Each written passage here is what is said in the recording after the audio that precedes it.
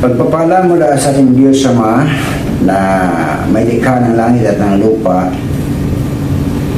Diyos ng banal na plano at layunin, Diyos na nagpanukala ng walang hanggang panukala sa kanyang bugtong na anak na si Kristo Jesus, na ayon dito sa Efeso chapter 3 verse 11, according to His eternal purpose, which He purposed in Christ Jesus. Efeso chapter 3 verse 9 to 11, to make all men see what is the fellowship of the mystery, which from the beginning of the world hath been hid in God, who created all things by Jesus Christ, to the intent that now unto the principalities and powers in heavenly places might be known by the church the manifold wisdom of God, according to the eternal purpose which He purposed in Christ Jesus our Lord. Meaning, the God of Abraham, the God of Isaac, and the God of Jacob, He is the God of eternal plan. He is the God of eternal purpose. He is the God of divine objectivity.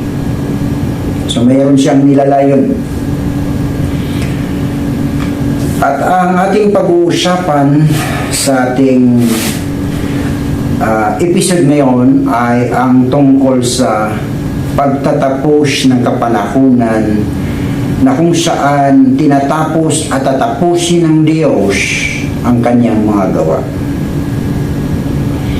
So napakahalaga natin itong malaman na ayon dito sa John chapter 19,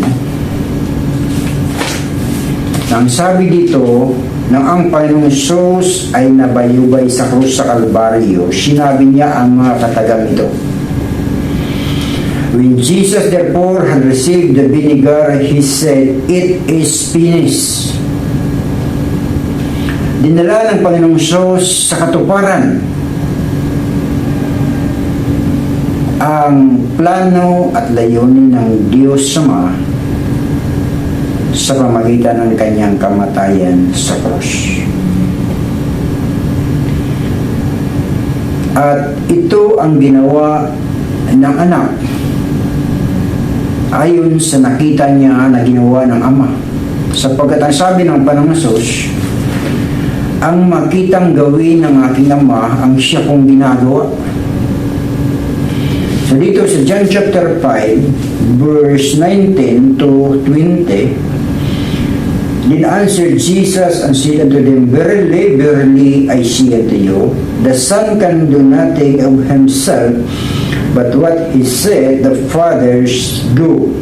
For what things soever He doeth, this also doeth the Son likewise.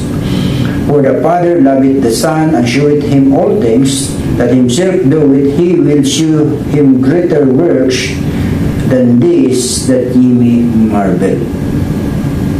Dito pinakita ng Panginoong Jesus na mula Genesis hanggang Book of Malakay, ang Ama ay gumagawa ng kanyang mga gawa. At ano ba ang gawa na ginagawa ng Ama? Sapagkat buhat ng pasimula, ang gawa ng Ama ay binigo ng mga tao. Ngunit ang Diyos ay hindi napagod gumawa ng mabuting bagay. Ang Diyos ay hindi napagod para magpatuloy siya sa kanyang plano at layunin sa kabila ng kabiguan na binibigo siya ng mga tao. Mula kay Adan, pinili ng Diyos si Adan, dinala sa halamanan ng Eden na kung saan sa lugar na yon ay walang puwang ang kamatayan, maliban mahulog sila sa pagsuway. Kaya sinabi ng Diyos na huwag kang kumain ng bunga niyaon sapagkat sa oras na kumain ikaw, tiyak na ikaw ay mamamatay. Ang ibig sabihin ng Diyos, ang lugar na pinagdalhan ni Adan ng Diyos kay Adan ay lugar na kung saan walang kamatayan. Ngunit may magiging dahilan ng kamatayan kapag sinuway nila ang sinalita ng Diyos.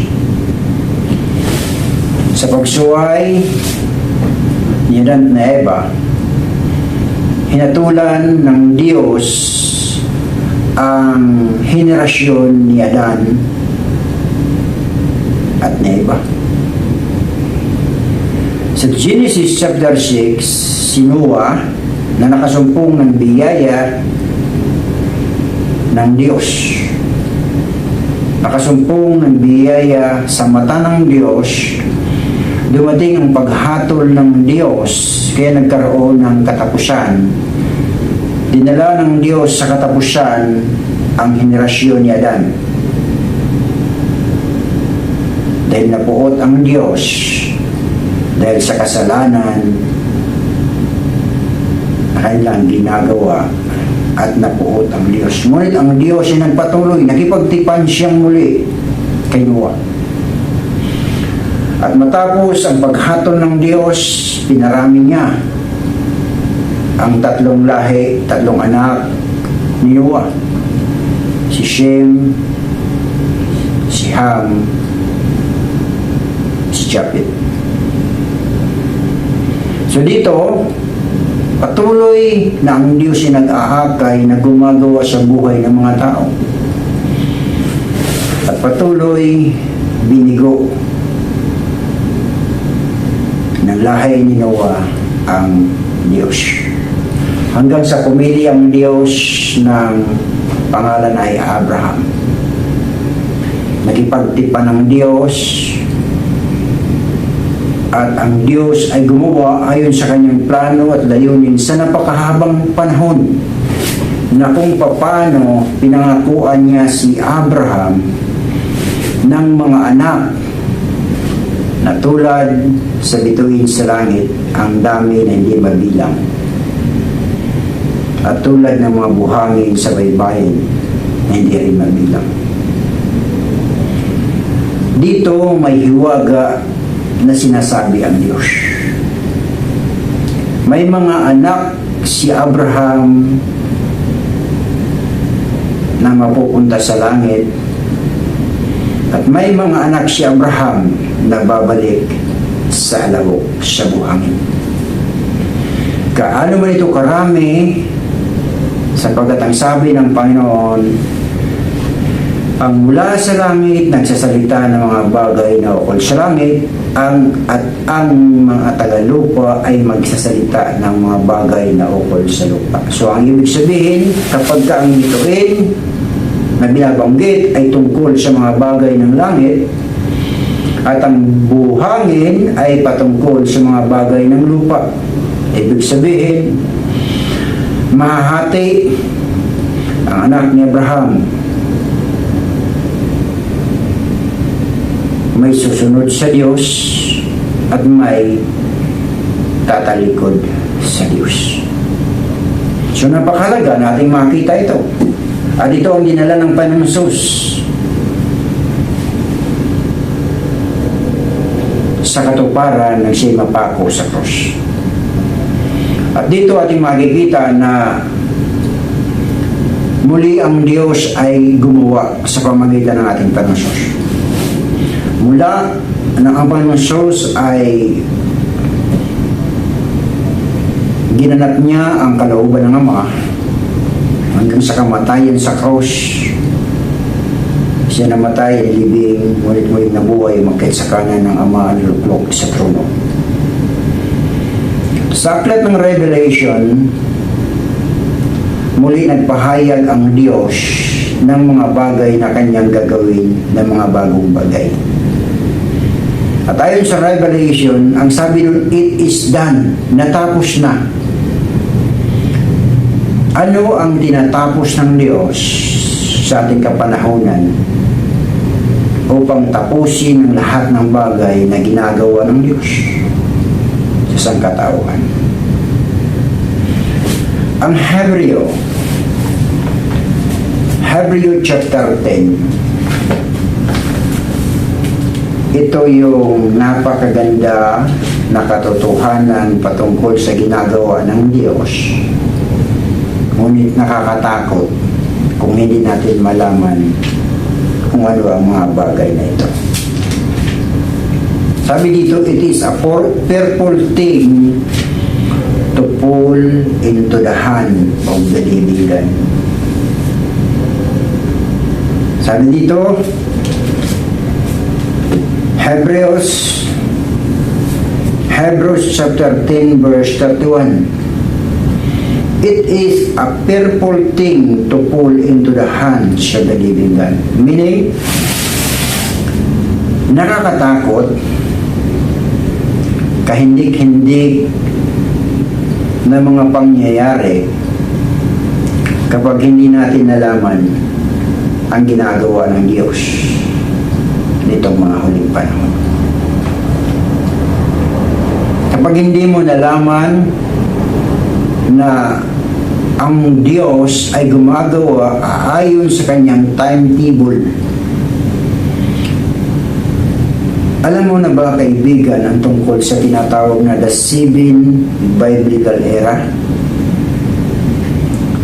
Kung hindi mo alam ang 7 Biblical Era, hindi mo alam kung ano ang ginagawa ng Diyos sa kasalukuyan. Kaya napakahalaga na iyong malaman ang 7 Biblical Era upang malaman mo yung bawat era na ginagawa ng Diyos sa buhay ng mga tao. Upang malaman natin na kapag dinala sa katapusan, it is finished and it is done, is the same words dinadala ng Diyos sa kapuspusan ng kanyang plano at layunin. Ngunit, ayon sa Hebreo 10:31, it is a purple thing, nakakatakot na mga bagay ang mangyayari kapag nahulog ka sa kamay ng Diyos. Ibig sabihin, kapag hindi mo nalaman kung ano ang ginagawa ng Diyos sa kasalukuyan. Now, ibig mo bang malaman kung ano ang 7 Biblical Era, kaibigan? Ang 7 Biblical Era ay ganito. Ang unang era is the era of Genesis and the creation. So makikita natin sa Genesis, lumikha ang Diyos ng lahat ng bagay. Tapos na po yung era na yon. At ang pangalawang era is the era of Exodus, the law and covenant. So ito yung ibinigay ng Diyos, yung tipan niya kay Abraham, ang tipan niya kay Isaac at kay Jacob. So yun yung tipan at ang batas at ang kautusan ay ibinigay ng Diyos sa pamagitan ni Moses. Then, ang ikatlo is the era of Judges. Sa era of Judges, ang mga tao ay pinamumunuan o pinamamahalaan ng mga tinatawag na hukom upang maging maayos yung takbo ng kanilang buhay na may kapayapaan sa kanilang kapwa. At ang ikaapat is the era of kings, na kung saan ang kings ay sa panahon ni Saul, si Saul ay naging masuway na hari. Pinalitan siya ni David at si David sa loob ng 40 taon naghari siya at pinagkaisa niya ang dalawang kaharian na nahati, ang Israel at ang Judah. At nang mamatay si David, ang pumalili ay si King Solomon na anak ni David kay Bathsheba. At dito, 1 King chapter 11, dinala ni Haring Solomon ang bayan ng Diyos sa pagsamba sa mga Diyos-Diyosan. Kaya napuot ang Diyos, ibinigay ng Diyos ang unang bahagi. Ang Israel ay nasakop ng Assyria at ang remaining Judah ay nasakop ng Babylonia. So doon nagtapos ang era of kings. Then the era of prophet, pang-5. Ang era of prophet, ito yung ang Diyos ay nangusap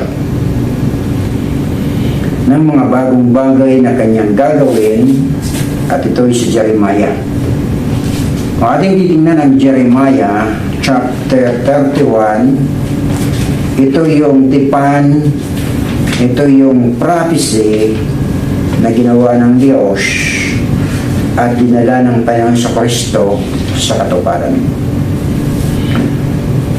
Una dito, makikita natin sa verse 22. Jeremiah chapter 31 verse 22, how long will ye go about, O thou backsliding daughter? For the Lord hath created a new thing in the earth, a woman shall compass a man. So, ibig sabihin, ang babae ay magkaroon ng anak, isang lalaki na hindi dadaan sa biological reproductive system.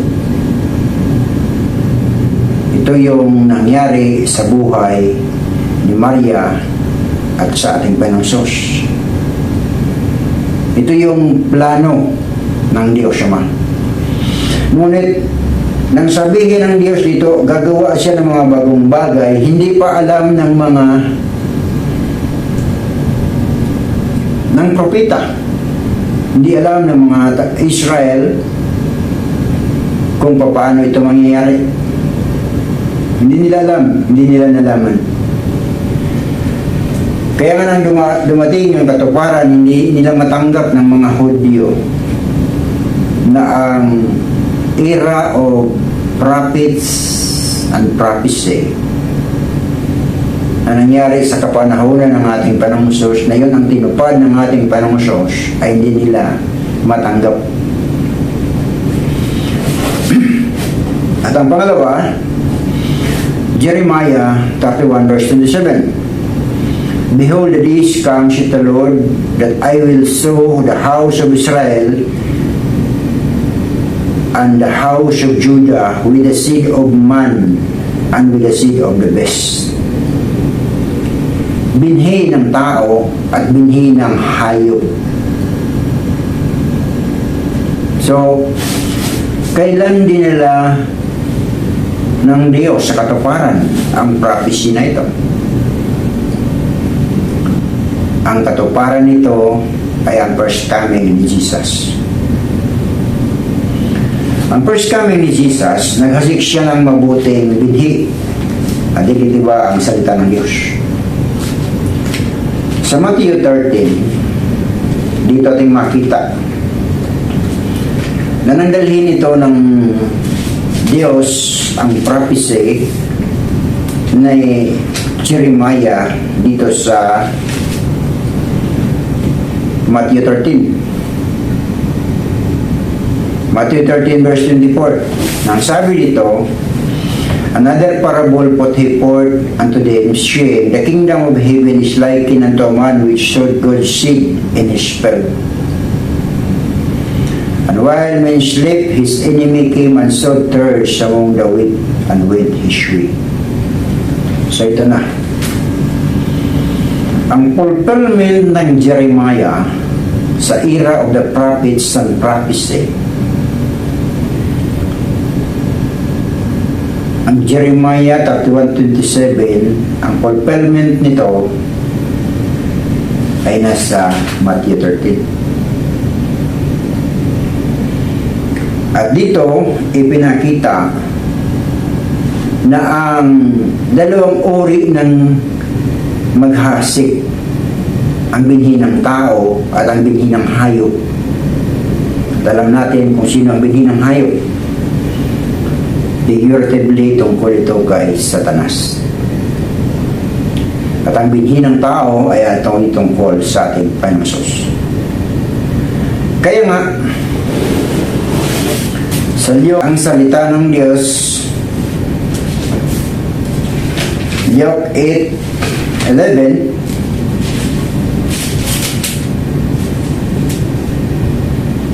nasabi dito, now the parable is, the seed is the word of God. Ang Jeremiah na dinala ng Diyos na mga sa katuparan sa first coming ni Jesus, naghasik ang Panginoong Hesus ng salita ng pananampalataya, salita ng buhay, salita ng katotohanan. Ngunit, ang sabi ng Panginoong Hesus sa Mateo, naghasik din naman ang kaaway ng kasinungalingan ng pansirang damo, na kung paano ito nangyari na sa ating Panginoong Hesus sa kanyang pangangaral, hinaharang ng mga eskriba at ng mga parisiyo at ng mga tagapagturo ng kautusan. Eskriba, Sadusyo, parisiyo, sila yung ginamit ng dyablo para maghasik naman sila ng binhi ng hayop. Ang binhi ng hayop, ito'y tungkol kay Satanas. Ito'y tungkol sa kasinungalingan at hindi katotohanan. Dinala ito ng Diyos sa katuparan sa first coming ni Jesus. Kaya ang Panginoon Hesus ayon sa Lucas 24, dito sinabi ng Panginoon Hesus na pinaliwanag niya na yung sinabi niyang it is finished, ito'y katuparan na sinasabi niya dito tungkol kay Moses. Sabi niya dito, and he said unto them, these words have I spoken unto you while I was with you, that all things must be fulfilled which were written in the law of Moses, in the prophets, and in the book of Psalms concerning me. Now,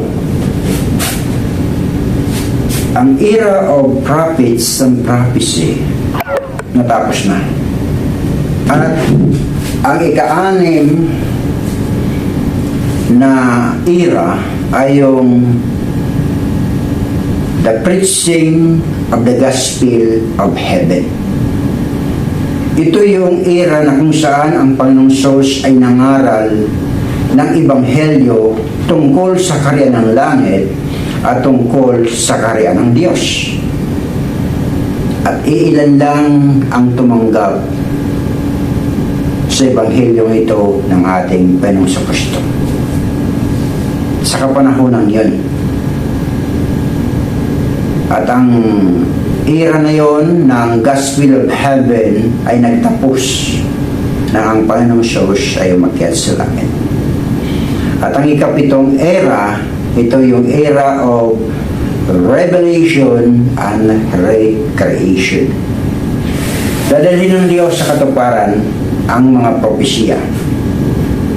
At ang propesya na ito ay itinago ng Diyos sa mga talinghaga, sa mga pananalitang hindi madaling maunawa upang ingatan ito sa kamay ng kaaway. Upang itago ito sa kamay ng kaaway ng Diyos. Ngunit ngayon binubuksan sa atin, kaya kinakailangan nating malaman ang era natin ngayon ay nasa era na tayo ng revelation and recreation, na kung saan binubuksan ng Diyos, ibinibigay ng Diyos ang unawa ng mga propesiya na itinago ng Diyos sa mga talinghaga at binubuksan ng Diyos sa pamagitan ng pag-aaral, sa pamagitan ng kanyang salita, sa pamagitan ng isa na nagtagumpay sa Book of Revelation, sa revelation ni Jesus Christ na ibinigay niya na ibinigay sa kanya ng Ama, na ibinigay ng Panginoong Hesus sa anghel, na ibinigay ng anghel kay Juan, na ibinigay naman ni Juan, doon siya nagtagumpay upang ipahayag na we are in the era of revelation and recreation, at ito'y malapit ng magtapos. It is done, sabi ng Panginoon. Kaya napakahalaga na ating malaman ang ginagawa ng Diyos sa kasalukuyan. Kaibigan, ito yung end time words. It is finished. It is done. It is a purple thing to fall into the hands of the living God. Hanggat hindi mo nalaman kung anong ginagawa ng Diyos. At sa ginagawa ng Diyos, pumipili siya ng mga taong makakasama sa Kanya. Kung paano pinili niya ang 12 disciples sa karamihan ng kalipunan ng mga Hudyo sa kapanahunan ng pagpili ng pagtawag upang gawin ang gawa ng Diyos na kasama ang mga tao na ang Panginoon Hesus ay pumili ng kanyang mga alagad, ilan lang ang sumunod at nagpagamit para gawin at ganapin ayon sa gawa ng ginagawa ng Diyos ayon sa kanyang panukalang walang hanggan. Kaya nga kaibigan, ibig mo baga malaman? Ibig mo bagang malaman kung ano ang ginagawa ng Diyos? Sumama ka sa akin, mag-aaral tayo ng salita ng Diyos. At tuturuan tayo ng Diyos. Malalaman natin, mabubukas ang ating spiritual na unawa. Bubuksan ng Diyos ang kalinghaga na itinago ng Ama. Ang katuparan ng propesya na itinago sa talinghaga upang marami ang magbasa, walang mauunawa. Marami ang tumingin, walang makikita. Ngunit binubuksan na sa atin ngayon dahil narito na po tayo sa last era, the seventh era, the era of it is done and it is finished. But it is a fearful thing also if we fail, kapag tayo nahulog sa ginagawa ng Diyos na ito, nitong mga huling panahon. Ibigay mo ikaw na pagpala sa ating video. Please subscribe. Just comment. Just write a comment. At kung ikaw ay nagnanais malaman pa ang mga bagay dito ng Diyos na ginagawa niya dito sa the era of revelation and recreation, ito na yung pinakahuling era. Mapalad tayo. Dahil ang prophecy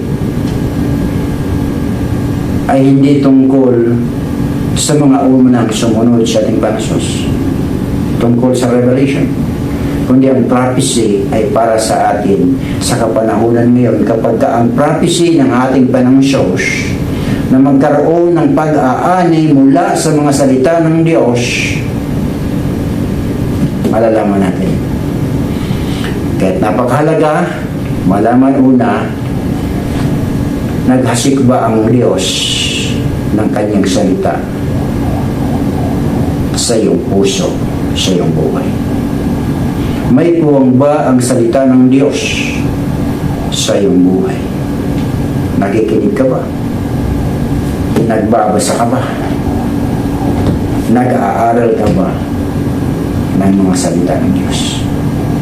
Sapagkat ang sabi ng salita ng Diyos sa 2 Timoteo chapter 3 verse 16, sabi niya, all scripture is given by inspiration of God and profitable for doctrine, for reproof, for correction, for instruction in righteousness, that the man of God may be perfect, thoroughly furnished unto all good works.